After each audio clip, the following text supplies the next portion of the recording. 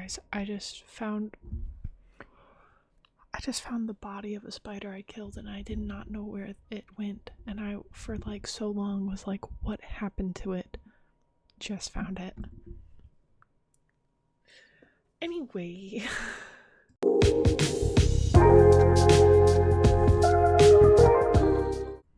Okay, hi. Welcome to Character Corner, episode 3. Hold your applause. I'm hoping for better not camera quality, better audio quality. Any of you that saw my Minecraft video, I'm sorry for how the microphone sounds. I understand. It sucked. It was really bad. I've gotten tips and tricks since then. And just, everything is filmed out of order of uploads just because I have a backlog. So the quality is going to go up and down, and that's for you to deal with, okay? Sorry. As I learn and grow and do things. Also, just ignore me today. Anyway, this isn't about me. This is about Rachel Shor. So that was awful, and I'll never do it again. I'm sorry. Having a bad hair day, can you tell? So, Character Corner number 3, Rachel Shor's episode. Well, hi Venus. Thanks for dropping by. Oh, you're naked. I wonder if I can get a good... Yeah, there she is. Thank you for interrupting, bud. That's so nice. I'm gonna go close the door on her. Where were we? Okay. Rachel. She is very special. For a few things. Let's see. Best way to describe Rachel. She's smart. She's the brains of the operation, 9 times out of 10. And the other, 1 time would probably be Jake, if he's even involved. Whatever. Anyway, what I'm trying to say, she's very smart. She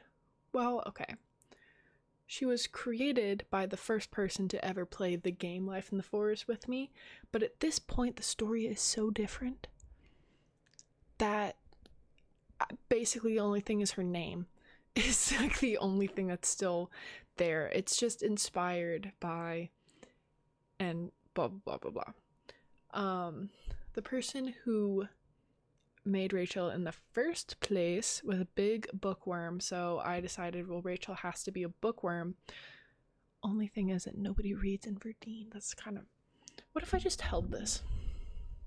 Nobody reads in Verdeen. Let's start there. I'm working on getting a microphone stand. Don't you worry your little heads. I had to make her a bookworm, but as I've said before, nobody reads in Verdeen. That just doesn't happen. Why learn it when you have to just, learn how to fight and survive, because at any moment we could be attacked. At least that's the Verdeen way of thinking. Hi, welcome. I'm thirsty. I just saw my water bottle behind me. Anyway, so where was I? So she's a bookworm. It's very important to know. She's a big bookie. No. And okay. I fear... Actually, it's not a fear, it's exactly what I want. The first book she's gonna come across as quite annoying. Okay? Hey, let a 16-year-old be a 16-year-old, She is very proud of her prowess and her brain and just her smartness overall. She's very proud of it, as one should be. So she on purpose uses the most ridiculous vocabulary, where she just finds the smartest sounding word she can and throws it in there. It's supposed to be a little bit annoying. She's a teenager who's not like everybody else. She's quirky. She's not like the other girls. Sorry. I'm just saying, if you find her annoying at first, just like talk to a teenage girl who's a nerd and then know that there's growth to be had, okay? Basically, let's start there. She also has, okay, out of the characters, there's one that I think has the most tragic backstory. And I feel as though Rachel's probably second to that. So, Verdine is poor, awful. The only people who have anything, that would be the military. You guessed it. And the rest of the people, good luck. Hey, good luck to you and yours. And that luck was not had by Rachel's family. Sorry about ya. So she spent her youth homeless. Yay. Representation. Was that mean? I don't know. I'm sorry if it was. She talks about her homeless struggle a lot, and she frequently speaks to the homeless population a lot to be like, I remember you. You gave me bread one time. You're cool. Can I interest you in a survey? That joke will make sense when you read the book. She prides herself all of a sudden at one point as a mystery. Get in, gang. Part of the mystery team. Sorry, it's been a while since I watched Scooby-Doo. Okay. But she thinks she can solve some mystery, and she goes to like ask people questions, and she starts with the homeless population because, you know, they're her bros. So spoiler alert, she's not part of the homeless population anymore. One day she was very young. Her actual parents abandoned her because they couldn't feed her, so they just gave up. So she knew what houses, as like a kid, I don't know, maybe I'm thinking like 7 or so, she's very young. She knew what houses were generous enough to give out food. Of course, none on the left side, you know, the military side. No, she had to go to the right side, who are also poor and struggling, but give me food. So one day she was just asleep on some people's porch, and they were a nice young family, and they adopted her on the spot. There's no legal process in Verdine for adoption, but those are her parents. And I try to do it justice because that, I mean, you see the background behind me. This has been my room my entire life. So I can't exactly like relate to Rachel, but I try my best, okay? I do what I can. I try to do it justice and really show her struggles and having that background, and just she's way more open-minded than the rest of her friends who all live on the left. Hey, how are you guys doing? So she's really interesting, and I feel like she has a lot of background. Again, I try to really do it justice in the best way that I know how. And something that's just so fun about that is because we have Syra. She's not your typical main character. She is reluctant hero to the max, and then we have all these people around her. Like Jake is so self-righteous, will do anything. If he were given the same responsibilities as Syra, he would have stepped up so much sooner, you know? And Syra grew up on the left, is blissfully unaware, and then you get to instantly see Rachel's point of view of everything, of how she's never liked Verdine. Obviously, if you start your life off the lowest on the totem pole, you're not going to like it. And she knows that she was only there because of how Verdine is run.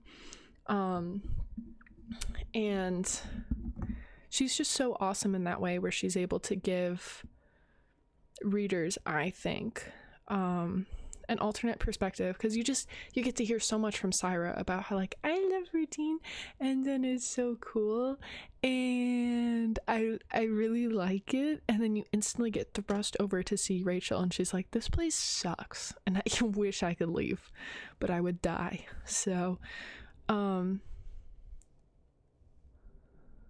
you guys hear the plane outside? Hope it doesn't fall out of the sky or something. That would be awful. Okay. Anyway, where was I? So yeah, she's pretty awesome. Her song, her Enneagram song, is 6, which when I took the test in like 8th grade or something, so a few years ago now, I was a 6. Do I think that still pretty much aligns? Yeah. Oh yeah, you betcha. And I do have some similarities with Rachel, so it's just cool. So that's kind of cool. We have the same number. I literally gave it to her and created her. It's fine. But she's number 6. Enneagram type 6. Thank you, Google. Not thank you, AI review. You suck. And AI should be murdered before it murders us. Often called the loyalist or the skeptic. Hey. Characterized by a strong desire for security and belonging. All right. Leading to a tendency towards loyalty, preparedness, and a need for external validation, often accompanied by anxiety and worry. What? Not Rachel. Loyalty and trust. All those things. Need for external validation. Okay, we're not going to get into that now. Sorry, Rachel, but you are just a 16-year-old girl. What can I say? What can I say about Rachel? Anyway, I cannot wait for you guys to read this book. Attention to detail. Yeah, she's the smartest one there. She can actually read. Nobody else can. So, literally Jake, the smartest person, goes, I'll have Rachel teach me more numbers. Okay, dude. Okay. For sure, buddy. That's awesome. Good for you. Analytical skills.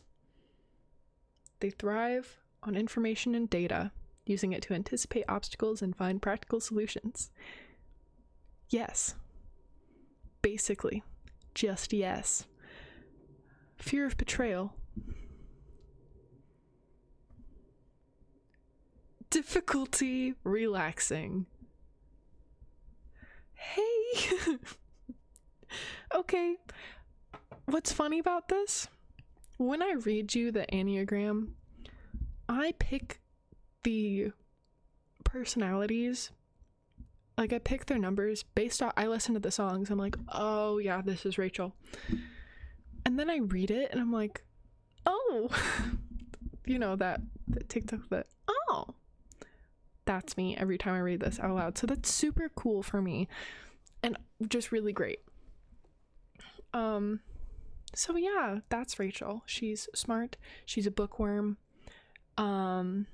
She's a little bit annoying just because she knows she's smarter and she just wants everybody to know.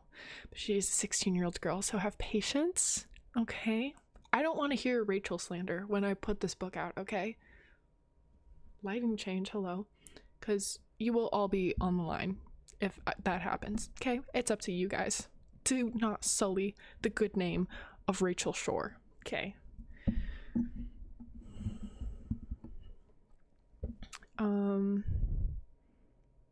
Yeah, she's really strong and I love her. Weapon of choice. She's more of the brains of the operation than the weapon. She's not really good at weapons, but she got some knives. Jake showed her some things with knives because he's like, now I would protect you, but in case I couldn't, I'm going to teach you the best methods I know. So I mean, she went through school. She didn't have all the same schooling as everybody else because she started late due to the whole homeless thing. That sounded... I'm sorry. That sounded wrong. But you know what I mean. So, I mean, she's not exactly a pro at all these weapons like all of her friends. So mostly what she knows about fighting came from Jake. Maybe a little bit from Syra. And then, like, not much else. But yeah, she's really great. Oh, I should explain a little bit of what she looks like. She is our redheaded stepchild.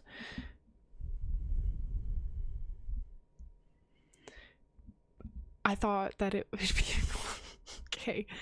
She's got freckles and she's a ginger with kind of, it's not like tight curly hair, but it's like kind of curly. She has it short in the first book. Just, yeah. And when it grows out longer, it goes straighter as it grows. So when it's like short, it's a little bit more curly. But it's like around here, but she's really cute. Okay, what can I say? I'll draw her eventually. You know how it is. Link to her Spotify playlist. Also, something I don't think everybody realizes about Spotify playlists, they are in order. It's very strategically placed songs of all 4 books. Like, just in case you didn't know, there's a rhyme and reason to where the songs are placed. Just to put it out there. Anyway. Her Spotify will be below. And in all the places, follow the Life in the Forest book account on Instagram. life_in_the_forest.